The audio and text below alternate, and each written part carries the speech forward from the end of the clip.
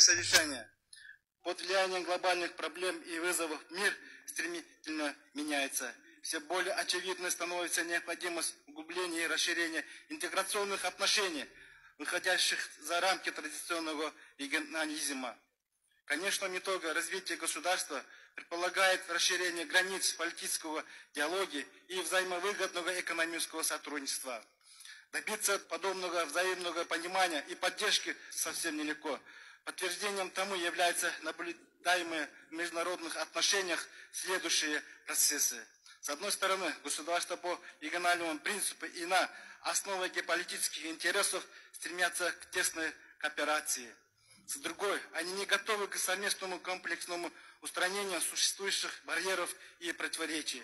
В результате такого прохода выгода от участия в интеграционном проекте становится пропорциональной уровню экономического развития страны.